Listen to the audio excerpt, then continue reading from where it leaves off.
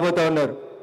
వేదిక మీద ఉన్నటువంటి పెద్దలు గౌరవనీయులు కేంద్ర హోంశాఖ సహాయ మంత్రి వర్యులు బండి సంజయ్ కుమార్ గారు, Bharatiya Janata party OBC Morcha all India అధ్యక్షులు గౌరవనీయులు రాజ్యసభ సభ్యులు డాక్టర్ కె లక్ష్మణ్ గారు, వేదిక మీద ఉన్నటువంటి గౌరవ శాసనసభ్యులు, పార్లమెంట్ సభ్యులు, మాజీ మంత్రులు, మాజీ శాసనసభ్యులు, మాజీ పార్లమెంట్ సభ్యులు, భారతీయ జనతా పార్టీ రాష్ట్ర పదాధికారులు, వేదిక ముందున్నటువంటి ప్రింట్ ఎలక్ట్రానిక్ మీడియా మిత్రులు, భారతీయ జనతా పార్టీ ఆత్మీయ కుటుంబ సభ్యులందరికీ పేరు పేరున కాంగ్రెస్ ఏడాది పాలన సందర్భంగా ఏడాది పాలనందామా ఏడాది దినమందా అనేటువంటి చర్చని ప్రారంభించాల్సిందిగా గ్రామాల లోపల కార్యకర్తలందరూ కూడా సవినయంగా అప్పీల్ చేస్తా ఉన్నాం.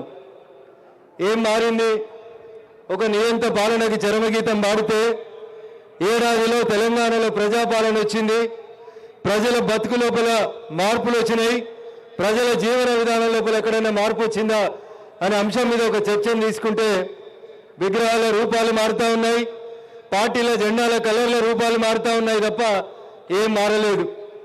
తెలంగాణని ఇచ్చినటువంటి సోనియా గాంధీని ఒకప్పుడు బలిదేవత అని చెప్పి మాట్లాడినటువంటి రేవంత్ రెడ్డి గారు ఆ బలిదేవత పుట్టినరోజు మార్చిన తెలంగాణ తల్లి విగ్రహం పెట్టి దాంట్లో కూడా మళ్ళీ మన నెత్తి మీద షటగోపురం పెట్టేందుకు వాళ్ళ కాంగ్రెస్ పార్టీ గుర్తు హస్తం గుర్తుని ఆ విగ్రహం లోపల పెట్టుకుంటున్నారు తప్ప కొత్తగా ఏం మార్పు రాలేదు. అందుకని ఇలా తెలంగాణ సమాజం ఆలోచించాలి. బీఆర్ఎస్ పార్టీకి కాంగ్రెస్ పార్టీకి మధ్యలో ఏమన్నా తేడా ఉందా అంటే అప్పుడు ఒక్క కుటుంబం దోచుకుంటుండే, ఇప్పుడు డజన్ల కొద్ది కుటుంబాలు దోచుకుంటా ఉన్నాయి తప్ప పెద్ద తేడా అంటూ కాంగ్రెస్కి టీఆర్ఎస్కి మధ్యలో ఏం లేదు. రేవంత్ రెడ్డి గారికి ఇప్పటికైనా అర్థం కావాల్సింది, ఆలోచించుకోవాల్సింది ఏంటంటే తన సొంత నియోజకవర్గంలో పారిశ్రామిక కారిడార్ను లేకపోతే ఇంకొక పేరిట ఆయన కంపెనీలు పెడతా అని భూసేకరణ చేస్తే గ్రామాల్లో ఉన్నటువంటి ప్రజలు తిరగబడి పోలీసులని కలెక్టర్లని భౌతిక దాడులకి దిగిన రోజే రేవంత్ రెడ్డి గారికి నిజంగా ప్రజాస్వామ్యం మీద విశ్వాసం ఉంటే సొంత నియోజకవర్గంలోనే ప్రజలు తిరుగుబడి కలెక్టర్ను కొట్టారు కాబట్టి ఆయనకి ఏమన్నా ఉంటే ఆయన భాషలోనే చెప్పాలంటే ఇజ్జత్, మానం, సిగ్గు, లజ్జ ఇట్లాంటివి ఏమైనా ఉంటే ఆ రోజే ఆయన శాసనసభ సభ్యత్వానికి రాజీనామా చేసి అంటూ ఉండాల్సింది. ఏమైనా ఉన్నాయా? ఏమి లేవు.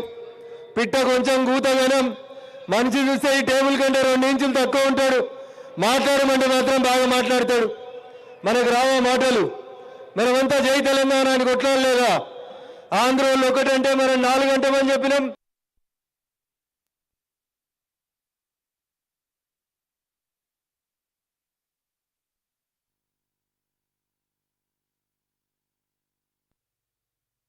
ఒకటందుకు ప్రయత్నం చేయి, కనబడకుండా మూసి నదిలేసి తొక్కుతారు నిన్ను. ఒకటంటే మనం 4 గంటమని చెప్పినాం. ఎవడన్నా ఇటుక తోటి కొడితే గన్నెట్ రాయి తోటి కొట్టాలని చెప్పినాం. ఈటుగా జవాబు పచ్చి బుద్ధి ఇవ్వాలి, జ్ఞానోదయం ఇవ్వాలి, నీ భాష మార్చుకోవాలని చెప్పి ముఖ్యమంత్రి అయినటువంటి విషయాన్ని గుర్తుంచుకొని మాట్లాడాలని చెప్పి నేను ఈ సందర్భంగా రేవంత్ రెడ్డి గారికి తెలియజేస్తా ఉన్నా. కాంగ్రెస్ పార్టీ పిసిసి అధ్యక్షునిగా ఓ 42 పేజీల పుస్తకాన్ని వేసిండు రేవంత్ రెడ్డి.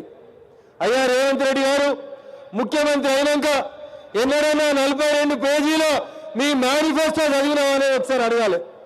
ఎట్లాగూ ప్రియాంక గాంధీకి తెలుగు అర్థం కాదు, రాహుల్ గాంధీకి సమజ్ కాదు, పక్కనున్న లేదో చెప్తే వాళ్ళేదో చెప్పిపోతారు. అందుకని ఎప్పుడన్నా నీ 42 పేజీల మేనిఫెస్టో ఒక్కసారి నువ్వు చదివి చూడు.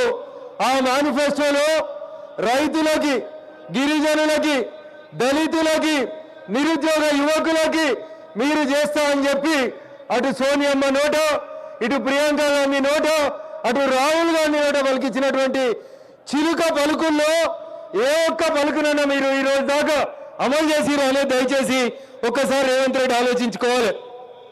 ఆయన అంటాడు కిషన్ రెడ్డి గారు కాదు మోడీ గారు రావాలని నాతో చర్చగా అడుగుతాడు.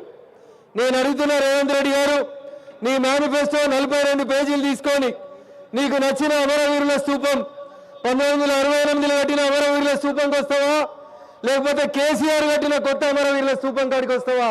లేదా నీకు నచ్చిన స్థలం ఎంపిక చేసుకో, లేదా లగచర్లకు రమ్మంటే కూడా లగచర్లకు మేము వస్తాం. కానీ 42 పేజీల కాంగ్రెస్ మేనిఫెస్టో మీద బహిరంగ చర్చ చేసేటువంటి దమ్ము ధైర్యం రేవంత్ రెడ్డికి ఉందా అనేది ఒకసారి ఆలోచించాలి. ఏమీ లేదు, మాట్లాడితే బెదిరించడం, బుల్జో చేయడం, పోలీసు కేసులు పెట్టడం, ఒక నియంత పోయిందనుకుంటే ఇంకో నియంత రూపం లోపల వచ్చి కొత్త కొత్త బూతు పదాలని తెలంగాణ సమాజానికి పరిచయం చేస్తారు తప్ప వీళ్ళ దగ్గర కొత్త ఏం లేదు. అందుకనే దయచేసి తెలంగాణ సమాజం ఆలోచించాలి. కాంగ్రెస్ బీఆర్ఎస్ ఈ రెండు కూడా ఒకటే తాను ముక్కలు. ఈ పదం నేను ఎందుకు చెప్తున్నా అంటే టీఆర్ఎస్ అధికారంలో ఉన్నప్పుడు కాంగ్రెస్ పార్టీ గుర్తు మీద గెలిచిన ఎమ్మెల్యేలు పోయి టీఆర్ఎస్ కండువా కప్పుకుంటారు. టీఆర్ఎస్ అధికారం కోల్పోయి కాంగ్రెస్ అధికారంలోకి రాగానే మళ్ళా గులాబీ కండువా కప్పుకున్నటువంటి ఎమ్మెల్యేలు కాంగ్రెస్ పార్టీలోకి వచ్చి కండువాలు కప్పుకుంటారు. ఏం మారిందంటే అప్పుడు ఒక రంగు ఉండే, ఇప్పుడు 3 రంగులకు మారిండ్రు. మళ్ళా 2 రోజులైతే ఇటు నుంచి అటు, ఇటు నుంచి ఇటు తప్ప ఇంకొకటి ఏం మార్పు రాలేదు.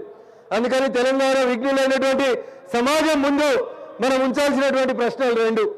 కాంగ్రెస్ కి టీఆర్ఎస్ కి మధ్యలో ఏమన్నా తేడా ఉందనే ఒకసారి ఆలోచించాలి. మల్లన్న సాగర్ లో భూమి తీసుకుంటే ఆ రోజు టీఆర్ఎస్ పార్టీ గట్టే పోలీసులను బట్టి రైతుల మీద లాఠీచార్జ్ చేసి భూములను తీసుకుంది. పేరు మారింది, ఊరు మారింది. మల్లన్న సాగర్ పోయి లగచర్లకు వచ్చినాం.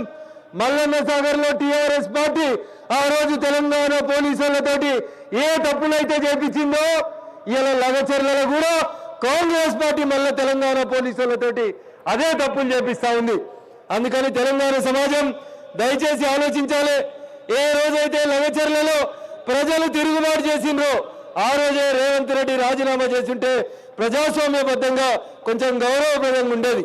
కాబట్టి అందుకని దయచేసి ఆ 2 పార్టీలను చూసి ప్రజలు విసిగెత్తిరు. కాబట్టి భవిష్యత్తులో అసలు సిసలుగా తెలంగాణకి ఏమైనా న్యాయం చేయాలంటే అది కేవలం భారతీయ జనతా పార్టీ తోటి నరేంద్ర మోడీ గారి నాయకత్వంతో మాత్రమే సాధ్యమవుతుందనేటువంటి విశ్వాసాన్ని మనం గ్రామాల్లో కల్పించాలని మీకు అందరికీ కూడా సవినయంగా అప్పీల్ చేస్తూ, రేవంత్ రెడ్డి గారు 6 గ్యారంటీలు 66 హామీలు కాదు, ఈయన కేసీఆర్ జుట్లో పుట్టి ఆయన కంటే ఎక్కువ అబద్ధాన్ని ప్రచారం చేస్తున్నారని వీధి వీధిన తెలియజేయాలని చెప్పి తెలియజేస్తూ, అవకాశం ఇచ్చినటువంటి వేదిక మీద ఉన్న పెద్దలకి, వేదిక ముందున్న మీకు అందరికీ కూడా శిరస్సు వంచి నమస్సుమాంజలి తెలియజేస్తూ సెలవు తీసుకుంటా ఉన్నాను. జై హింద్, జై భారత్, జై శ్రీరామ్. ఏమైందన్నా వాన పడుతుంది మెత్తగా ఉందంటురా, జర గట్టిగా చెప్పు.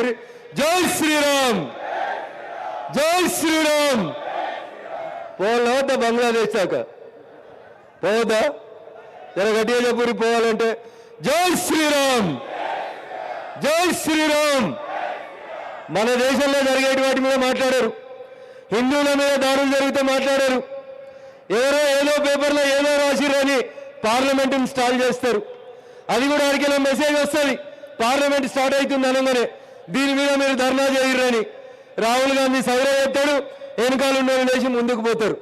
అంతేగాని ఈ దేశంలో జరుగుతున్నటువంటి ఇష్యూస్ మీద పార్లమెంటులో చర్చ జరిపేందుకు కాంగ్రెస్ పార్టీకి నీతి లేదు, నిజాయితీ లేదు. ఇక్కడ రేవంత్ రెడ్డి ఎట్లున్నాడో ఢిల్లీలో కూడా కాంగ్రెస్ పార్టీ అట్లే ఉంది. కాబట్టి దయచేసి కార్యకర్తల ఆత్మవిశ్వాసం కోల్పోకుండా